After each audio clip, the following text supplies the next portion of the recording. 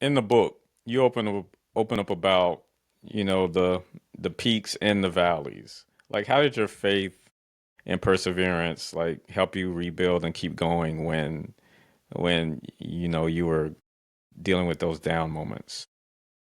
Well, there were individual situations and things that happened. But I can remember at a certain point where I was evicted, I was homeless, my daughter had run away. I found out accidentally that I was divorced, but I was still living with my husband. Just disappeared and fell apart. I was absolutely, I had been blackballed in the industry. I mean, I know that now. Then I didn't know. I thought, how come I'm not working? Eventually, when I found out some of the things that were happening.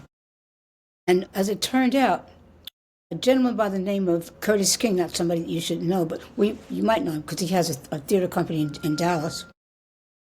And he's actually working on developing my one-woman play with music, autobiography. Well, he called a gentleman by the name of Michael Matthews, who's important because he began the gospel theater genre that Tyler Perry took and made it into this $1 million black entertainment industry. And he was just starting it, and his audience was churches. He would pander, he would go to the churches and promote his project. So his audiences were totally church audiences, but his plays were actually what we call gospel plays. There was sacred plays, there were religious plays, there were comedies, of course, because we're black people. What else can we do, right? Mm-hmm. So, and he took me out on the road with him, and I stayed out there for about 2 years, and he paid me like $7,000. Excuse me, it tickles me to think of it. Cash every Sunday after the Sunday matinee, but I didn't have no bank account, So and you I had didn't the have no home suitcase. address. Oh, You had the suitcase. You was stuffing money under the mattress. well, in my underwear. So I was scared of leaving in a hotel because we were traveling. Huh? But the saints showed me how to do my money, put my money in money order so it wasn't so much. They showed me how to live that way.